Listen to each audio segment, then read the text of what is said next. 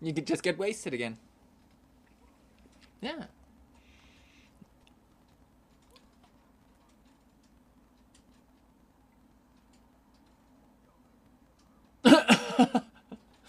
Okay.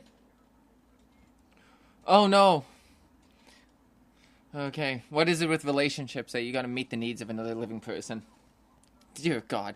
Okay, so when we start, I'm going to do a little intro, and then I'm going to take a second to update people on Shane.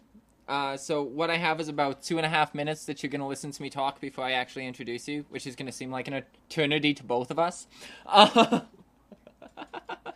And then I will introduce you. So, yeah, you can hit record on Audacity anytime. I don't care. I'm not too much of a stickler about how much junk is recorded at the beginning. All of this is recording on TS too, but I can always cut it out. I'm the one editing, so okay. Yeah, I'm the one editing it, so it's not like I'm making somebody else's life more difficult. It's just me. So yeah, exactly. Okay, perfect. All right, so I'll get you to give me a clap on your end. Excellent. That helps me align the audio track if you didn't know. Okay. Trained seal. Yeah, okay. Alright. Yeah, they are cuter. They are cuter. So maybe you're right. Maybe you are a trained monkey. Okay. Yeah. Alright, here we go.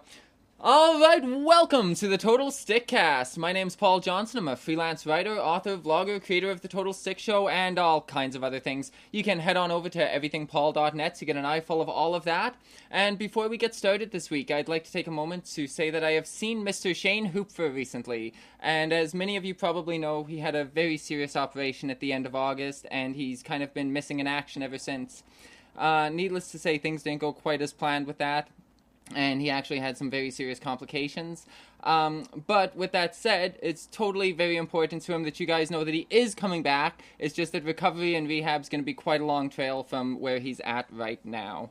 You can keep on our Facebook for a little bit more information on that.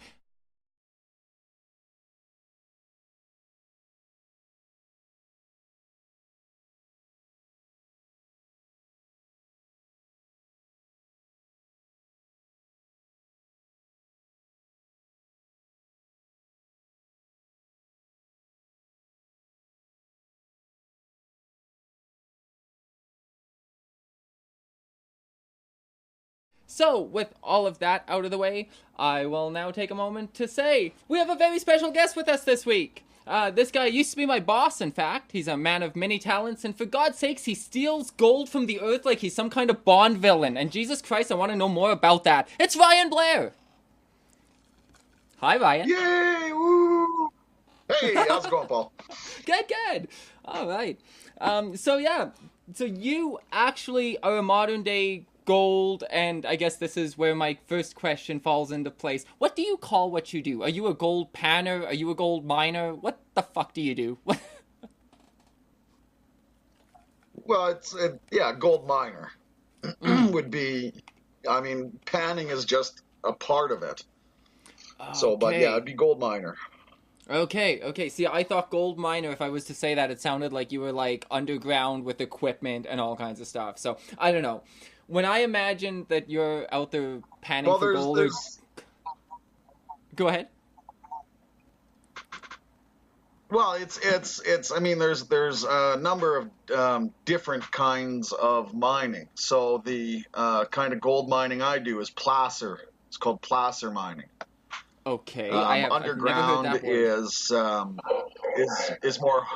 is more hard. It's hard rock mining. So it's really there's two kinds of mining. There's hard rock mining, where they get to play with explosives. They blow up the rock, and then the rock gets crushed, which extracts the minerals. So your gold, your iron, your silver, Mhm. platinum.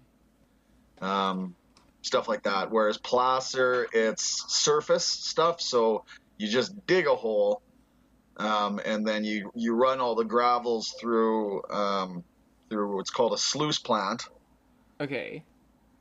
and that's how you extract the gold. So there's no explosives with placer mining generally. And this has nothing to do with sitting dirty next to a riverbed sifting through water either, does it? No, no, no, Okay. not really. No, I Because mean, that's my mental image when I think about going out there as one person and looking for gold. I just imagine you're like sifting through a riverbed somewhere. well, and you can. I mean, a lot of rivers in gold-rich areas, the river kind of acts like a natural sluice plant. So because of all the rocks in the water and stuff like that, and the water's running, and so it carries along the gold, and you get a lot of that with dredging, where the currents and everything sort of act like a natural. Well, it becomes a natural sluice plant, and then dredging, you're diving in water, right? And you're using a big vacuum hose to suck up the gold that's just essentially laying on top of everything. Wow, okay, that's a whole thing I've never even heard of. Right, they're going Yeah, down there with the vacuum and doing that. So you keep mentioning a sluice. What's that called? A sluice plant? sluice. A sluice. Yeah. Okay, that's basically a big strainer. I'm imagining. No, what it is it's like a big long tray, and the water, um, you need water, and what that does is it carries your gravels down through the sluice plant, which where there's what's called riffles, and the riffles, the gold gets caught because the gold is heavier than like sand or gravels and everything. So it's the water separates it, carries all the useless stuff away, and in the riffles of the sluice plant, that's where the gold ends up sitting. Okay, I guess that makes sense. That makes sense. So I want to know a little bit more about what it's actually like to go out there and get this stuff. But before we get there, I want to know how you got involved in this, because I didn't think people still really did this. I figured it was something for big companies that go out there and grab all the gold now and eat it up. I didn't figure people were still doing that. So how did you find out and get involved in this? Well, I mean, there's a lot of the gold shows on TV, and so I guess that's probably where um, it first piqued my interest into it. And once I started watching the shows, I started researching it and sort of learning everything that I could from an educational point, versus actually getting out in the field and doing it. And yeah, so once and then I just had an opportunity to go out with a couple guys one time for a week, and get in the dirt, Okay. dig holes. So that's what got me into it, and so yeah, it's kind of one of those things, you get hooked, you know. I guess if you enjoy it, and I mean, I can see that there'd be some kind of a payoff. Like you would dig for quite a while, and once you found something, it would be like that fucking jackpot, right? Well, yeah, I mean, you kind of hope that it does.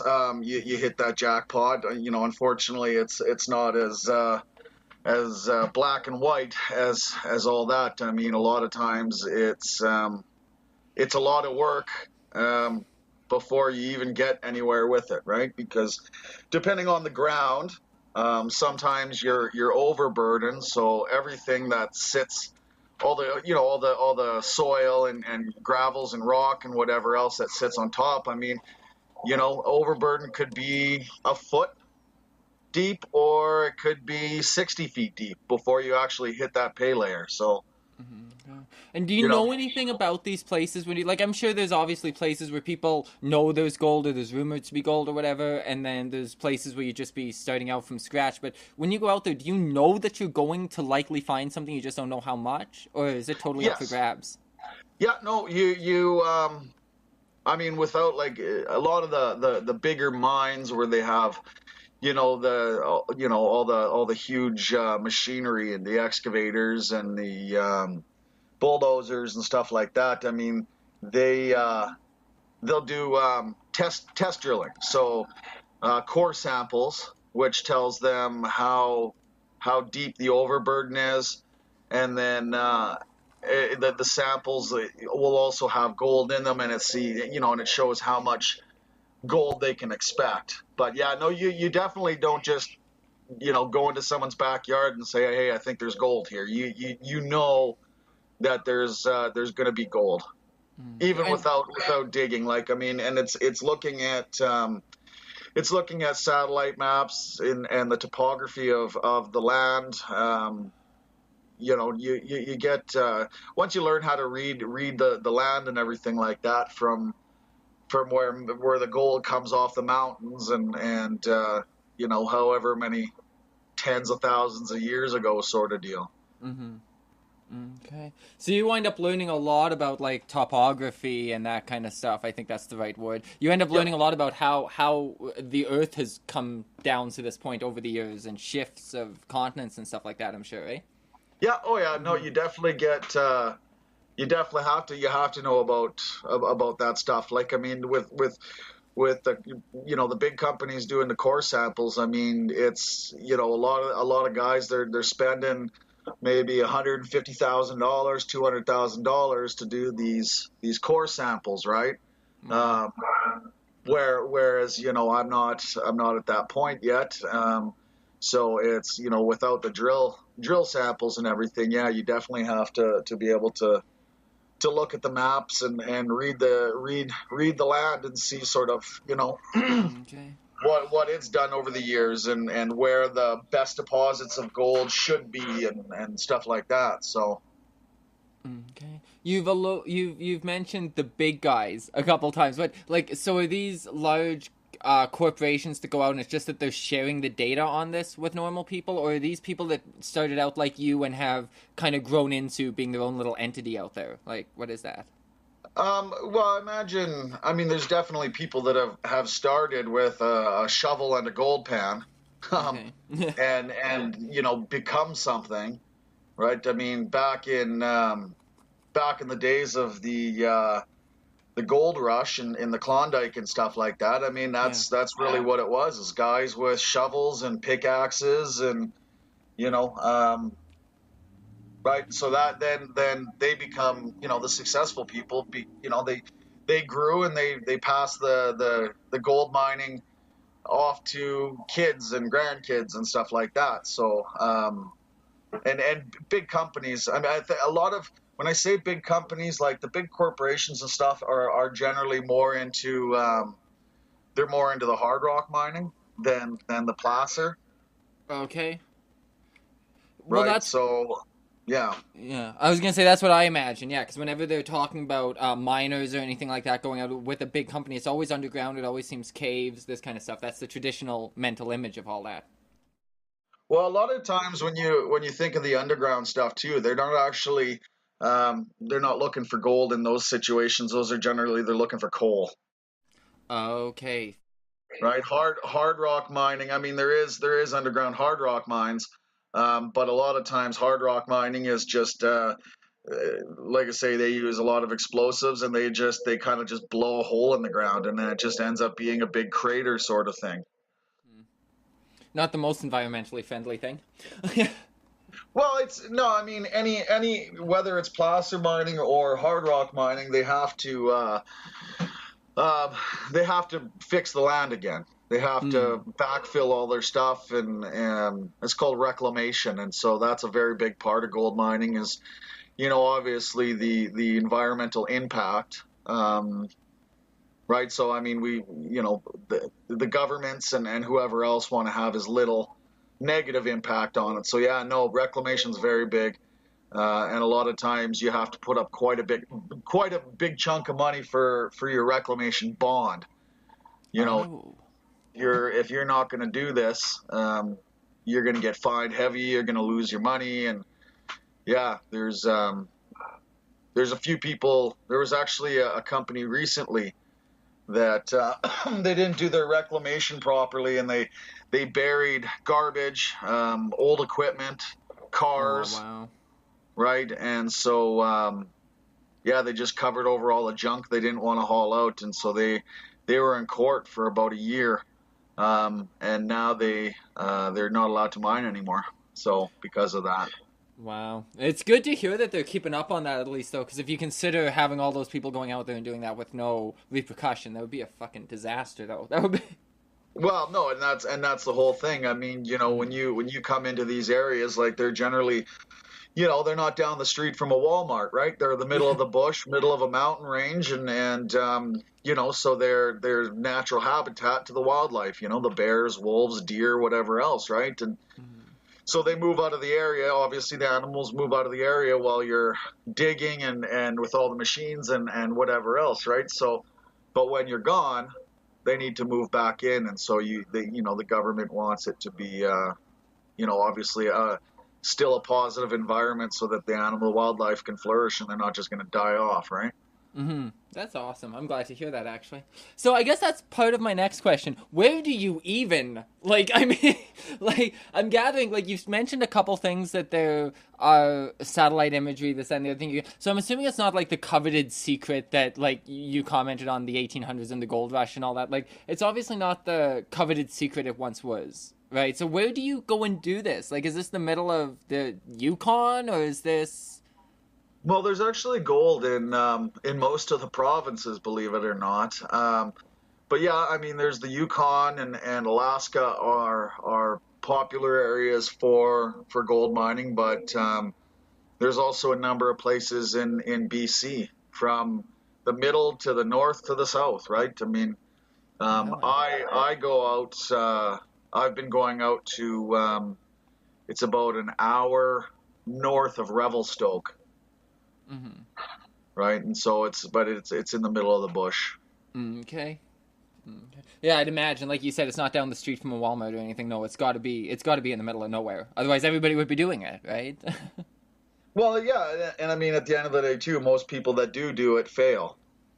Okay. Yeah, it's got So, a very high mortality rate for people that lose their shirts and all their money and right. I mean, everybody. I think it's human nature. Everybody wants that big score, right? And people, I think, since people started watching the TV shows, obviously they make it look quite easy, and they're pulling in thousands of ounces of gold in a season, and they talk about the numbers on the show, going, oh yeah, well that's they've made $8 million this year, and people are going, hey, I can dig a hole. oh God. So a lot of people just go out thinking they've watched a few shows and they're professionals and experts at it, but no, there's a lot more to it, and Okay. like I I say, didn't it'd be even good know. to read the maps and read the topography and and stuff like that. So I didn't even know it was such a big deal on reality series anymore. Like, right? Because I don't like reality TV. I avoid it. I don't tend to watch Ice Road Truckers and that kind of stuff. Like, and I'm assuming they're kind of those kind of shows, right? yeah, Yeah. Okay. Yeah. I didn't even realize it was a big deal on that front. I'm not, and I'm not a big fan of reality TV either. Just because there's so much that's scripted and everything like that, right? And I mean, even the Hmm. gold shows, there's an aspect of scripting, and so it's but I like the gold shows just simply because it is an interest of mine.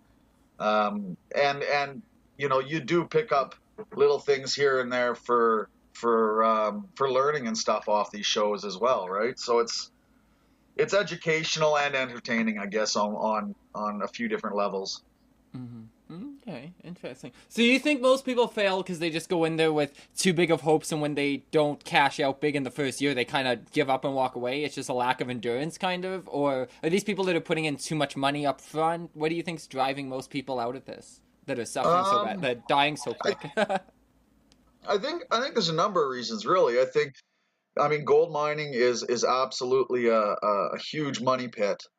Um, I mean, you can spend $1 million on land and equipment and permits without even blinking an eye. You know what I mean? So a lot of times, people, they don't necessarily do their due diligence, or they, expect it to hit that honey hole right in the first week, where they come out millionaires, and sometimes it's about the long game. It's something you have to, right? I mean, you kind of hope that you can pay yourself by the end of the season, and keep your investors happy and everything with a kickback to them, right? And I mean, I think too, people that are investors, that aren't actually in the trenches, as it were. I mean, they put out all this money too, and then they don't get the returns in that first year because they think it's just as easy as digging a hole, so they back out, and so that can leave miners out in the cold because their investors don't really understand how it works. Okay, I didn't even think about that. When you're talking about land permits and that kind of, so you have to buy the land or just buy a permit for the land that you're digging on? How does that exactly work? Because I didn't even think of that. Well, in depending on where, like in BC, the claims are, and this is kind of interesting when I found this out. So the claims, you're actually leasing them from the government. Okay. Right. So you pay for the lease. You don't actually own anything. Like in any of the lease agreements and stuff, it says more than once that that you don't own rights to the ground. It's surface rights only. You can't build anything. You can't put up structures.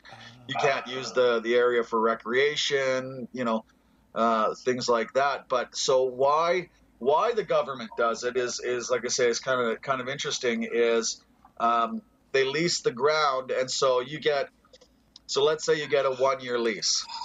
Okay. So you have a 1 year lease. So in that year, you have to put in a application for what's called a notice of work. Okay.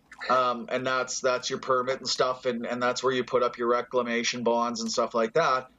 And if you show that you've done X amount of work on that lease, the government will just extend it another year or maybe 3 years. But the reason they do this as well is because obviously the bush is vast, right? And the government doesn't have the staffing for the parkies to be able to always be in every area for poaching or forest fires or stuff like that. So the gold miners that have the leases are actually they're not just there to mine; they're also a presence. So if anything happens, it can get reported to the appropriate authorities, right? So you're kind of yeah, you become Ranger Rick Yeah, as no well as doubt. a gold miner, right? So it's kind of neat that they do that, but Yeah. That's very interesting. I'm glad you mentioned that. No doubt. and So, yeah, like, and you can't just go out and work. You have to have the permits. okay, yeah, that's what I wanted because I figured, like, what's to stop you from just walking as far as you can walk and start digging and hope for the best, and then topography comes in and then this and the other thing, so you know where to dig, what's to stop you, and I guess that's what it really is. That's what it comes Yeah, down to. yeah. So like you were saying, like you can spend a lot of money on these land permits, reclamation bonds, this and the other thing. What is there? Like, I mean, you went out and did it, and you said you went out with a group of people. So, is there a way that just like an average Joe goes and tries it for like 10 grand or something like that? Like, are there smaller scale ways to do this that aren't so financially demanding? Oh yeah, and I think I'm still in that category of because I don't own bulldozers and stuff like that. I mean, my equipment's very small. So I mean, 10 grand can definitely is a good start to go out and yeah, I mean, you still need the permits and everything, but even well, maybe it depends. It really just depends on the land. The leases are generally, the claim sizes are generally, what is it, 500 square meters, Oh, okay. give or take. I mean, that's BC, anyways. I don't know about up in the Yukon and stuff like that, but and I know that they have different rules as well up there than in BC, but. There was two claims that I was looking at this year, and they belonged to a different guy, and I was just going to work the land, and he would, we work out a deal. He gets a certain percentage of the gold and everything, but Okay. he wanted me to put up the bond, and for the two claims, each claim was $20,000, Okay. right? So, That's yeah. That gets expensive, no doubt, well, the government's really cracking down hard on these reclamation bonds because like I said, I mean, it's people are coming in and they're disrespecting the land. They're pulling out, they're raping the land of the precious minerals, and then they're not doing their reclamation properly, right, or at all. So now they're saying, they're asking for bigger bonds, so that people aren't, because you're not going to walk away from $40,000. Yeah, exactly. It's more worth it to call a couple cars out of there than to walk away from 40 grand. Yeah, Absolutely, yeah, and no doubt. that's, I mean, it's and it also weeds out the people that aren't all that serious about it, because most people don't have 40 grand laying around. Yeah, no, it takes out so many of those people that just saw it on TV last night.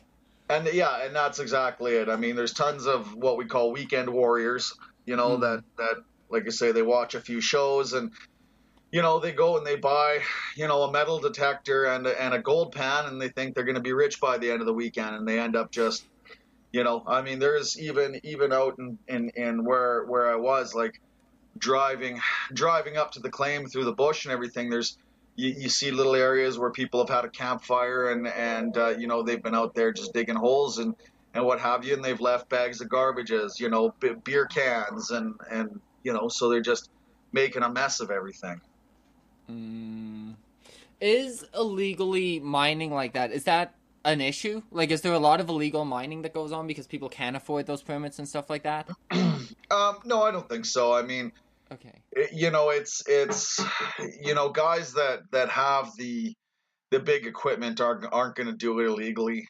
Plus, you'd get caught in a heartbeat. I mean, I'm sure that there's lots of guys that just go out to, will buy a claim and go out with their campers, and and they just dig a few holes here and there, and whatever, right, without the permits.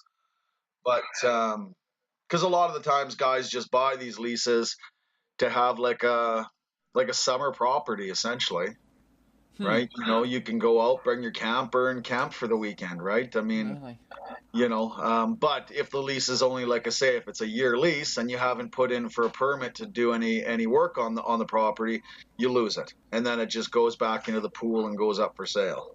Mm-hmm. That's fair, though. That's fair. Um, so is it? I mean, obviously you're digging holes, so there's that aspect. But I mean, I don't know how much gear is involved, this and the other thing. So is it physically difficult? And I guess kind of to tie into that, how much gear does that require at the level that you're at? I mean, obviously there's huge mining equipment out there, but just to go out and kind of do what you're doing, what kind of gear and how physically difficult is that? Well, I mean, just like anything, it's physically demanding, having to dig and with a shovel and stuff like that. But I mean, you can go out with say $1,000 worth of equipment and make money, right? Like I've got a small sluice plant that processes about a ton Wow. in per hour, Okay. right? So and that's just a little guy, right? So that's about a yard of dirt. Um, so what we do is we dig the holes. We dig down until we hit the pay layer. So the excuse me, the pay layer, and uh, and then we what's called classify. So Okay. which is we sort of get rid of the bigger rock and stuff like that, because you can't put that through the sluice plant, and then you just end up with like fine gravels and stuff, and sand and everything that goes, and then you run that through the sluice plant. So it depends on how much overburden there is, right? I mean, that's where the physically demanding. I mean, you could be digging for 3 days, and still not hit bedrock. Okay. So it all depends. Sometimes you go out, it might not be so bad. Some years might be a whole lot more digging. Yeah, well, it just depends on the area, right? Every area is different.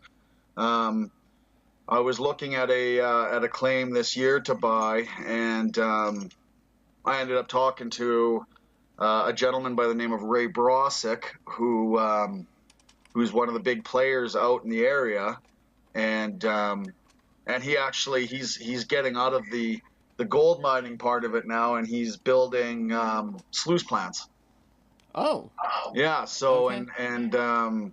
well, his plants, they're called trommels because there's a few different kinds of sluice plants, but his is a trommel, so it's just like a big drum that rotates.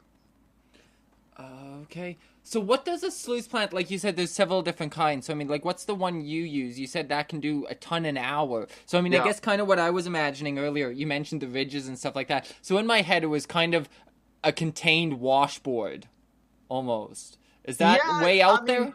yeah, no, yeah, that's a pretty good description of what it is. Yeah, it's Okay. yeah, yeah, it's kind of like a washboard. So, and then they come obviously in different sizes. Okay. But yeah, it's kind of like that. You were saying too that there's a lot of you get like weekend warriors out there and stuff like that, and people that aren't like. Is there a lot of competition and I guess bias and like when you get one of those guys to come out, is there a group of others that look at their truck and go, "Oh, look at this fucking guy"? Like is it Oh yeah. very clicky? Is there competition? Is that? I wouldn't say it's clicky. I think most miners keep to their own camps, and it's a very cutthroat industry. There's always concern that there's going to be claim jumpers, so people that Oh, come onto other people's claims and steal the gold. wow.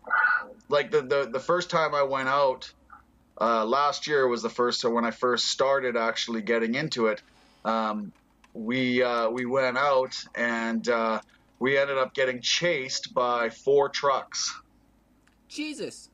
down the highway. Yeah, and so it's kind of scary, right? But they'd never seen our trucks before, or trailers or anything like that. So I mean, right away, it's a very paranoid business. So right away, I guess they assumed that we were claim jumpers, and so they were chasing us to see where we were going. Wow. But then Okay. they ended up stopping. So I'm assuming we drove past their claim. So they weren't. Wow. But yeah, no, it's a very paranoid industry. Um, and it can be very dangerous. I mean, if you piss somebody off, right? And it's a very it's like the industry is kind of like a small town, right? Everyone kind of knows everyone, and and everyone kind of talks shit about everyone else, and so I'm not like that. I've said to like there's a few of the companies that I'm friendly with, and I've just told them, I said I don't really give a shit about all the drama involved in this. I'm out here to dig holes, and that's what I'm out here to do, and I don't I have zero interest in being involved, and you respect me, I'm going to respect you, and for me that's all I really give a shit about. Yeah. Wow. I wouldn't have imagined that. I was going to ask you about danger, like if there was anything dangerous about it earlier, but I was thinking environmental. I wasn't even thinking the people. Yeah, Wow. there's definitely environmental dangers. A lot of times the areas have a pretty high bear population, so um, it's important to have proper safety gear when you're going out there, whether it be guns or bear spray or something to that effect, right? I mean, especially for the smaller guys like me that aren't running big excavators and big bulldozers where the noise is enough to keep the animals away. Yeah. Right. So, but yeah, environmental dangers, and then people, and a lot of people don't realize that, but absolutely, it's a very paranoid industry, and you can step on somebody's toes pretty easily, and then, I mean, yeah, you could get seriously injured. You know, I never would have imagined. you got to think this is out in the bush, right? How difficult would it be to dig a hole and throw a body in there, right? Yeah. Yeah. Todd never came back last night. Yeah. Yeah. Yeah, and Wow. that's it's a scary reality, but that's why I just try to mind my own business, and I try to be as friendly as I can with people, and because it's like I say, you could end up in a hole pretty quick, and they'd never find you. Yeah. Wow. I mean, apart from kind of those, like, you're talking stepping on people's toes and stuff like that, apart from that, like, claim jumping and robberies and stuff like that, is there a big crime problem where those kind of things are concerned? Like, I could imagine somebody even targeting a camp if they knew where it was or had a bad year last year or something. Is that an issue that exists? Yeah, but it's generally claim jumping is generally yeah, it's going to be by somebody who's not an actual miner sort of thing. So kind of like the weekend warriors are going to be more the ones that are claim jumping. Um, and sometimes claim jumping happens by accident because you need your handheld GPS to be able to mark all your claims boundaries. Mm-hmm. So, and just sometimes you might read the GPS wrong and be 10 feet onto somebody else's claim, right? So, I mean, that does happen. And I think in most situations, it's an honest mistake. And when those kinds of things happen, I mean, you rectify the problem, and you just deal with it and move on, right? But there is the guys that are maliciously trying to claim jump because they have heard that it's a good mine that produces gold. So I mean, they go in and when they know nobody's going to be around and dig a little bit of dirt and then they're gone, right? So then they've stolen that gold. Mm-hmm. Huh. Have you been a victim of anything like that out there? No, No. Okay. no, I haven't been. Not that I know of. I mean, I wasn't out last year. I wasn't out every day. I didn't spend the full season out there, right? So, I mean, but anytime I went to my claims, it never looked like anything was touched from when I had been there the prior time, right? So, I mean, Okay. and I would think for the most part, you're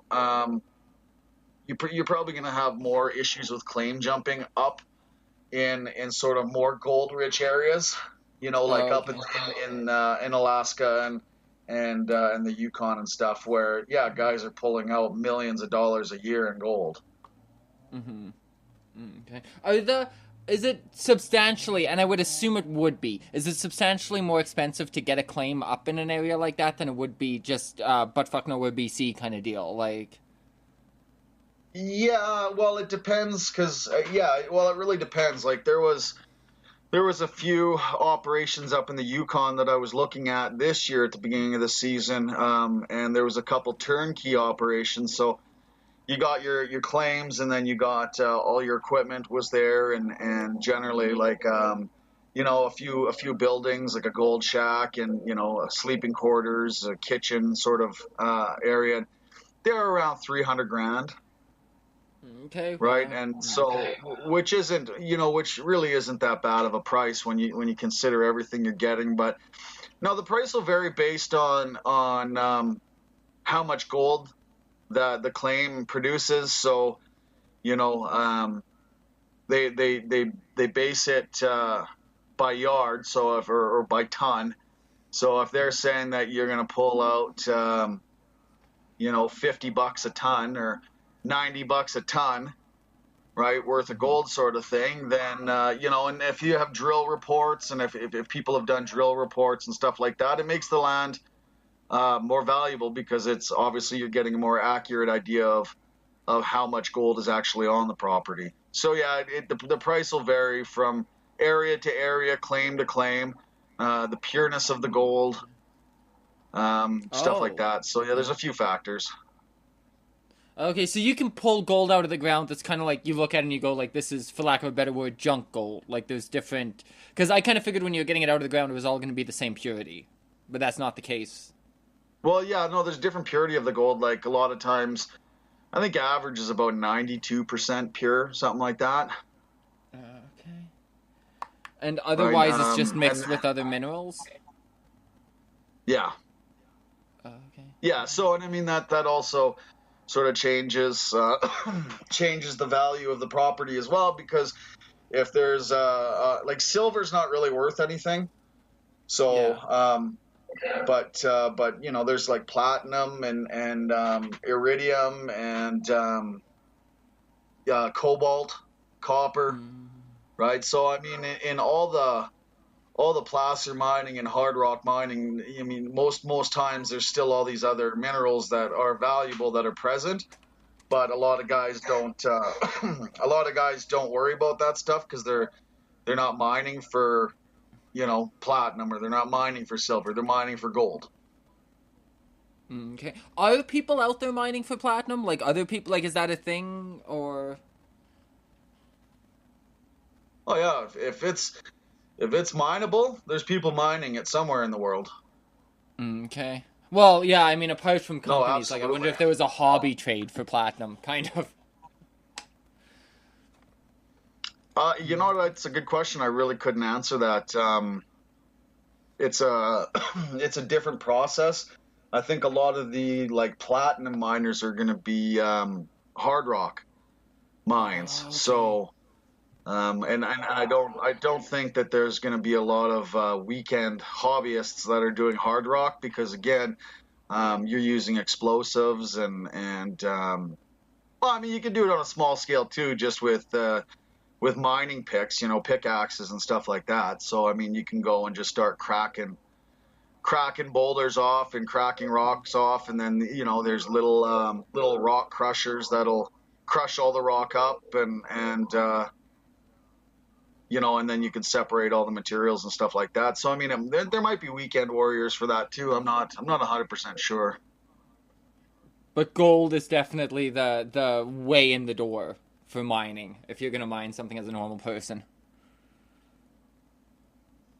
Yeah, yeah. Well, Okay. that's I think it's I don't want to say it's the easier mineral to pull out, but yeah, I think yeah, it's easier, right? Because Less I equipment, actually to say don't the know a lot least. about yeah, and I'm not 100% sure on how platinum is even brought out of the ground. To be honest, I assume it's a similar system as this using a sluice plant or something to that extent. I'm really not 100% sure on that. Okay. That was something else I was kind of going to ask you. If you come across a lot of other things while you're trying to get gold out of the ground, if you're coming across other precious minerals or anything like that. Oh, absolutely, yeah. Right, and Okay. again, it depends on the area, but no, I mean, yeah, definitely. I mean, it's not uncommon to find platinum. It's not uncommon to find silver, copper, iron. Um, right, like it's yeah, it's definitely not uncommon to come across all that. But again, you're not set up to collect that stuff. Yeah. Like you're generally just you're set up to collect gold. Yeah.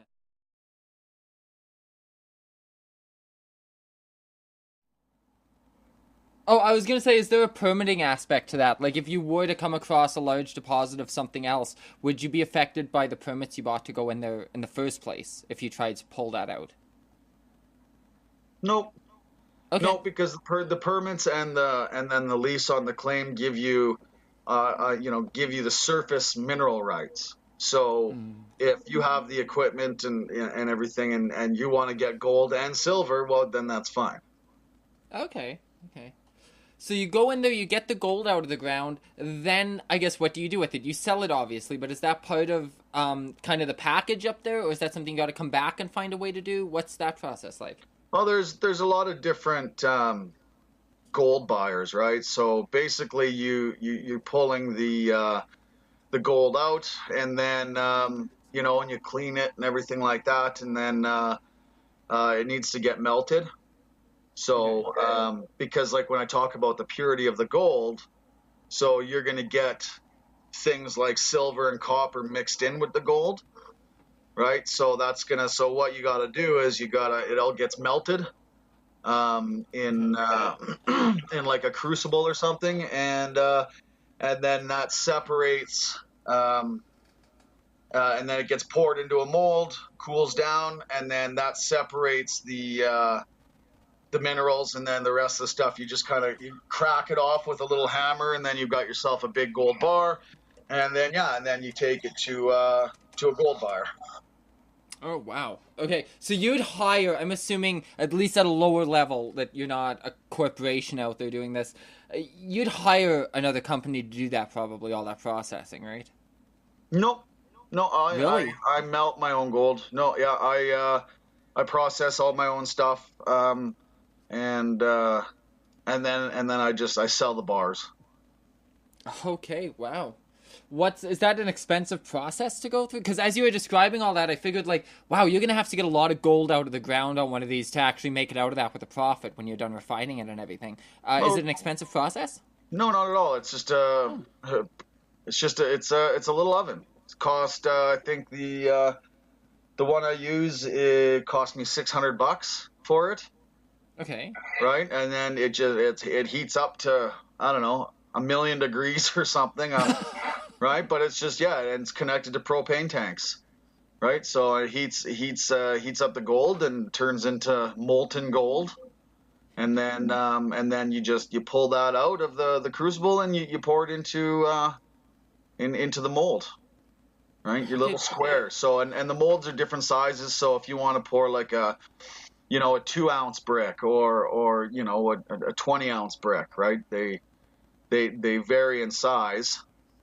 So you just pour that molten liquid into the mold, sits for a few minutes and cools down, and and then that's where it separates because the gold again is heavier, so it sinks to the bottom, Hmm. right? And then the other crap sits on the top. So once it's cooled down, you drop cooled down enough to handle, and then you drop it in some water to cool it down even more, and then you just use a little hammer to bang off all the slag, all the excess crap that you don't want, Hmm. and then you got yourself a nice shiny little brick of gold. Huh. That is so much easier than I would have thought. The processing aspect of it. Oh yeah, I mean, there's nothing from a miner's side of it. There's nothing to do with it. I mean, it just gets you melt it, and it's you make little bars, and then you sell those bars, right? And I mean, once they get to manufacturers, I mean, that's where I think the cost changes and goes up and everything, because that's where guys have to now take this piece of gold and turn it into a necklace, into jewelry of some sort. Yeah, it's the craftsmanship aspect then. Yeah. Well, a lot of times, so when you go to a jewelry store and say you buy yourself a gold chain, right? Hmm. You may only have, say, $150 worth of gold in it, but it's a $1,500 necklace. Okay. Yeah. Well, and then that's the other thing they do with gold as well is they mix in. So you know how you've got like the 10 carat and the 14 carat, 18, 22, 24, Yeah. right? So Yeah. that's where as well um, the processing stuff changes for the manufacturers, because now they melt it down and then they add in, you know, other minerals like copper and iron and whatever else to dilute the purity of the gold. Okay. Yeah, of course. Okay. That's probably the first part of the process I actually knew how it went. Yeah. So you said like there's a lot of places to buy gold and that kind of stuff. So I mean, kind of course, but on the same token, I'm assuming these aren't the guys on TV who just say we'll buy your gold. You know, so who do you sell a gold bar to? Like, who's in that Well, business? You know what I mean? there's specific gold buyers that deal in the raw ore versus the guys on TV, right? Because the guys on TV, I mean, that say we'll buy your gold. I mean, they buy it from you at a substantially lower value than it's worth because they want to melt it Mm. down and sell it, or sell it to a manufacturer or sell it to a gold buyer, and make money off of it. So no, there's specific companies out there that are there to buy the ore at what its value is. Okay, that buy it at market or whatever that. Yeah, yeah. Yeah, Okay, and okay. I'm really So I not sure how guess. they turn around and make their money. I mean, it could be that they work for jewelry manufacturers, right? Mm, So okay. their money comes from selling the jewelry, Hmm. right? Not trying to turn around and sell the gold that they've just bought off of you. So I guess you really pay attention to the price of gold then when that becomes around that time of year, right? Yep. Oh yeah. It fluctuates. Well, I mean, yes and no. I mean, the price of gold is what it's at. I mean, I'm not going to get out of gold mining just because the price has dropped a little bit. Um, Hmm. you definitely you play it by ear as to when you sell your gold because I mean, the market does fluctuate so much that and obviously you want to get paid the most, Of right? That course, that you yeah. can, and so I mean, you might hang on to, you might not sell any gold for 3 months, right? Okay. Or Hmm. you might go in every week and sell your gold. It just depends. Yeah, it depends on what the prices are doing. So, I Okay. mean, You you pay really manage attention it. to it to an extent. Yeah. Yeah. Okay. Very cool. So I guess what's next for you when it comes to gold? Like, what's your next step? Because last year was the first year you went out, right? Yeah. Okay. So then, what's your next ambition? Well, I'd like to expand. I mean, right now we are looking for investors. Okay. So if any of your listeners want in or know somebody that wants in, I mean, they can get a hold of me or whatever. But I'd like to expand. I'd like to get, bigger equipment so that I can process more and I can, you know, make, make more money. I mean, I'd like to have a sluice plant that puts through, 200 ton an hour, 150 ton an hour, right?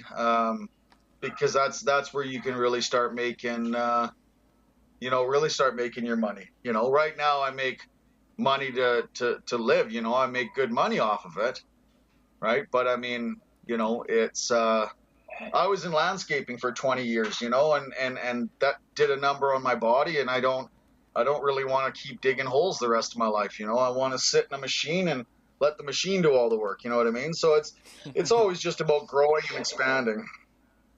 Yeah. Okay. Yeah, I don't blame you. That's a good way to look at it, though. Trying to save your body. I don't blame you. Uh, so that's kind of your end game then. That was a separate question I had for you, but I think yeah, that's really your end game. You just want to expand this as far as you can, eh? Well, no, I mean, yes and no. I feel like I want to. There's a top, there's a ceiling for me. I mean, where yeah, I can certainly go past that, but then right, the bigger you do with anything, the more complicated it gets, the more hassles it is, right? True. Um, and one of the things, gold mining is very very difficult on equipment. So you got constant equipment breakdowns, and so if you expand to the point of having $3 million worth of equipment, well, you also have a ridiculously high mechanics bill. So you know, um, I only want to get so big. Like, I mean, I'd be happy processing, like I say, maybe 150 yards of dirt an hour. Where you need really like one loader, one excavator, one or two excavators, and a bulldozer, right? So 5 6 pieces of equipment. Yeah. Okay. So is this the kind of thing if you got big enough you'd have other people doing it kind of beneath you? Or would you always be involved in it hands on? I think I'd always stay with it hands on. I mean, it's fun. I love it, and yeah, it's just a lot of fun. I mean, again, you get to play with equipment.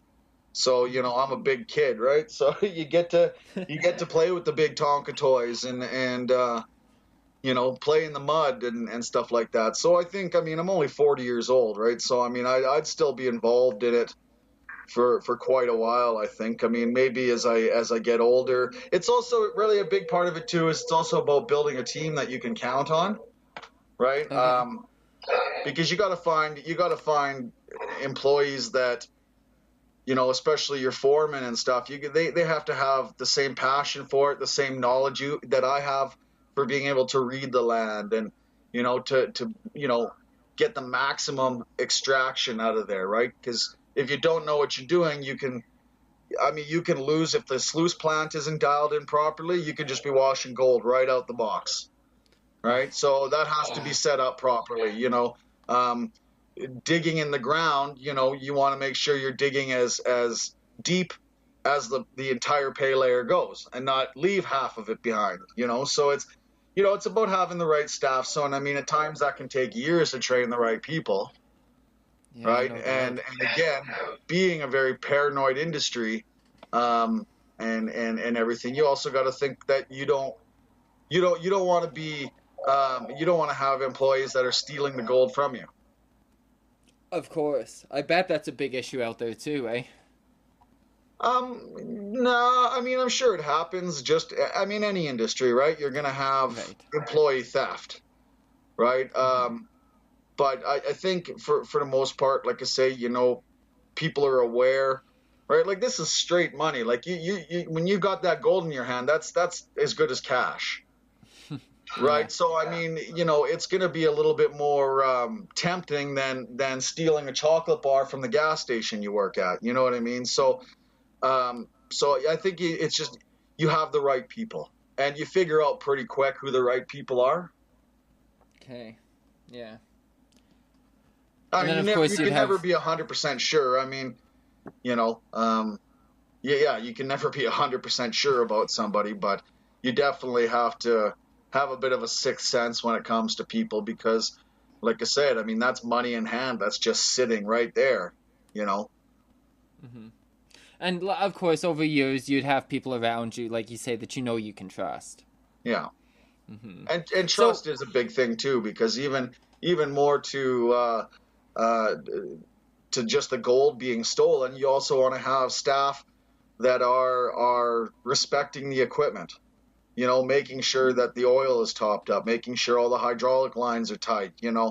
Not running around shitbagging all the equipment. Because again, when this stuff breaks down, not only you stop making money, but you get a big price tag that's attached to any repair on big equipment. yeah, of course. Okay. So, is there like a holy grail where all, miners want to get to? Like, is there a Shangri-La of gold mining that if only, you had the money or you could afford the claim, you'd be there? Is there that big score out there somewhere? Well, I don't think so. I mean, there's different, right? I mean, people are aware of different claims that have better gold in the ground, but no, I wouldn't say that there's one specific place or one specific thing that every gold miner aspires to be or do. It's really gold miners just want to make money, right? And I think as long as you're doing it properly, then you can do okay for yourself. Okay. Okay. That kind of surprises me. Of all the things, I thought there would be a hot spot in the world for that kind of thing. No, I wouldn't. I wouldn't. I don't think so. I mean, there's gold all over the world, right? And there's shitty areas around the world that have little gold yields, and but 300 feet away there could be good gold where it's the best gold, right? There's one specific thing that every gold miner wants to find, and it's called a jewelry box, um, Oh, or honey hole, right? And so what that is it forms from a waterfall. okay. So the waterfall, right, is pummeling the earth underneath it, and it basically digs like a little hole at the bottom of the waterfall. And so a lot of times gold just it piles up and piles up and piles up in there, right? So I mean, miners are dependent. Yeah, I mean they're always looking for those kinds of things, right? Because I mean, you could extract millions of dollars worth of gold from a jewelry box in a day. Wow. So I mean, Okay. there's things like that, right? But Yeah. again, that's it's about knowing the land and being able to know where the old rivers were, and I mean, the land over the last million, however many millions of years, it's changed, right? I bet. Yeah. Right? A place where there used to be 100-foot waterfall, it's now flat, right? So, I mean, that's so yeah, guys are looking for stuff like that. Every miner out there obviously wants to find the most gold possible. So being able to come across something like that would be awesome. Okay. How far, like, I don't know what season, if there's particularly an on season or an off season, I'm assuming there is? Yes, generally, you know, end of April, May, right? It depends on the thaw. Like I think I Okay. was out. I went out when I went to go look at this claim. Well, it was 18 claims, and I was out there in June, and there was still like 3 feet of snow out there. Okay. So I mean, it depends on the winter, it depends on the spring, because obviously snow's got to be gone, but also it's the ground can't be frozen.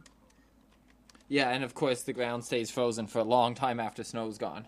Yeah, so it's yeah, so I mean it really depends, and then generally again, I mean all this stuff is weather dependent, so I mean, but you're generally looking till middle to end of October is when it ends. Okay, so that season just kind of closed up here then. But I mean, if you go up to the Yukon and stuff, right? I mean, you only get about 3 months of mining in, 3 or 4 months of mining in, right? Because it's right. The permafrost is it takes an even longer amount of time for it to melt, Yeah. and to be able to dig down and everything like that. So you could have sunny days for 2 months and still have frozen ground. Mm-hmm. So Okay. you get a shorter season up in like up in the Klondike and stuff like that. But in BC and stuff, it's generally, like I say, it's around end of April, middle of May until till it really starts snowing again, and even then you can still work a little bit. But yeah, usually around end of October, give or take. Does the length of the season in the area, does that affect the cost of the claim and stuff like that at all, or is there no mercy? No, Okay. no claims. Like I say, the cost of a claim is generally based on if they've done drill reports and they can say for certain how much a ton of dirt is going to produce. How much work they've done on to get those reports put together.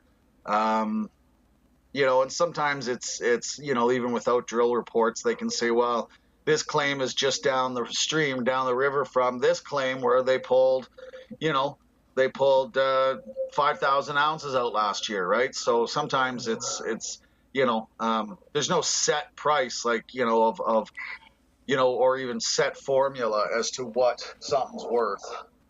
Okay. So do you have a claim that you're heading to this next season then? Are you still shopping for something? Yeah, I'm still looking for for claims for next year.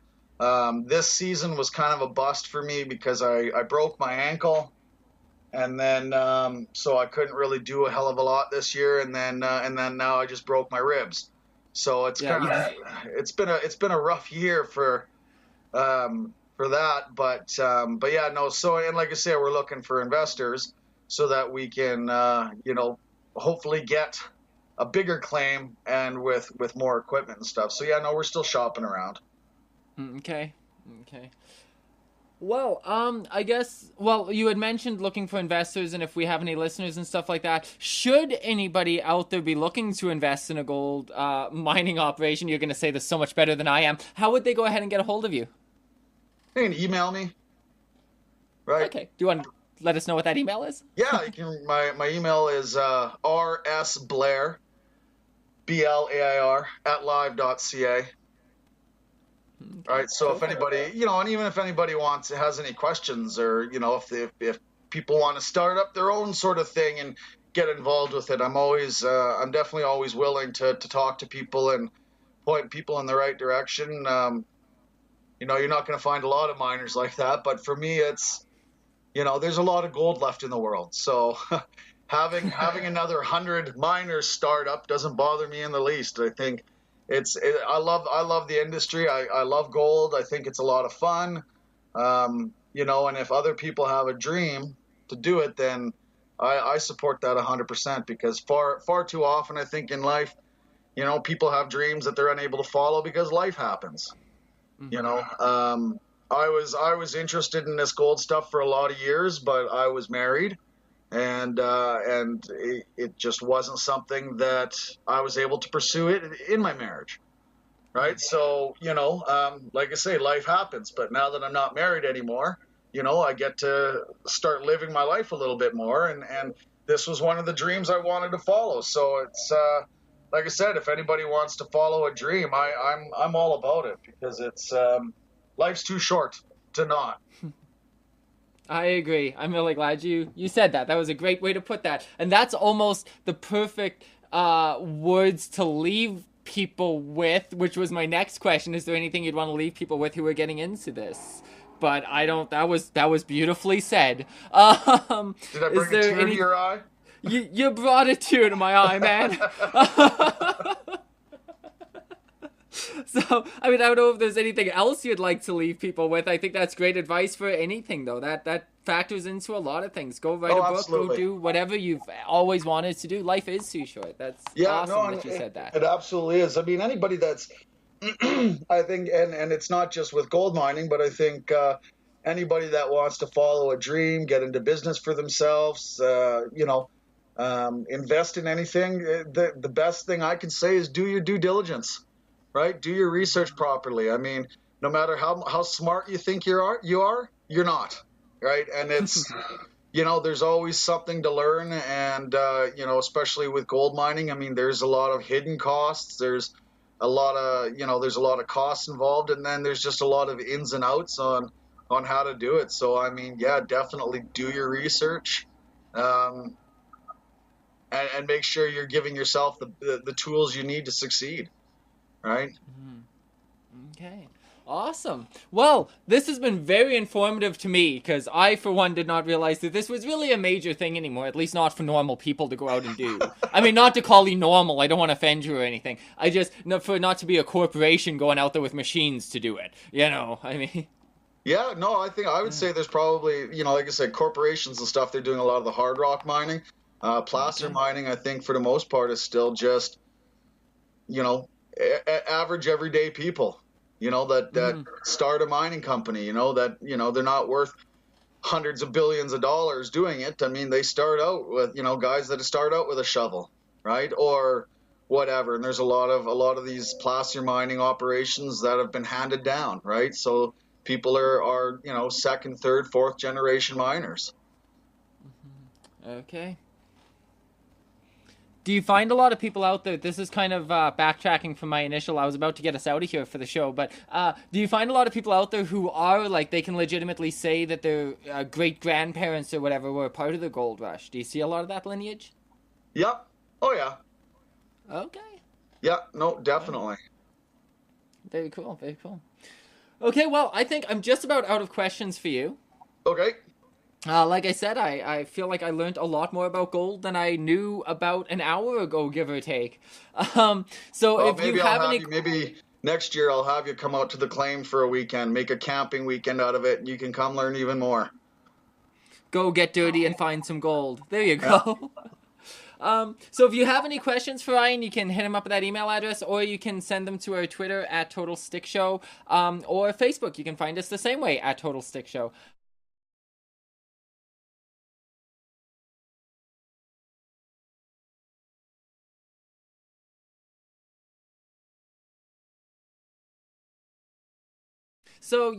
So that's about it for us, and we have a tradition on the Total Stickcast at the end of every episode when we say goodbye to everybody, and you don't have to join me. I'm going to give you the demo run first. That's what everybody does wrong. So before we say goodbye, we just give a great big bye that deafens everybody and wakes them up because they fell asleep with the podcast running. Okay? So... Hey, I'll get involved in that. I like screaming like a girl. Yeah, you have to get involved. I make everybody get involved. I make strangers get involved, and I know you. So, so all right. So that's it for us. This has been the Total Stickcast. This has been Ryan Blair with us today, and bye. Where are you? Sup, Ryan? Ryan? So that's it? Oh, fuck! Yeah. I am leaving this in the fucking show. Okay, so this time you have to join me. Are you ready?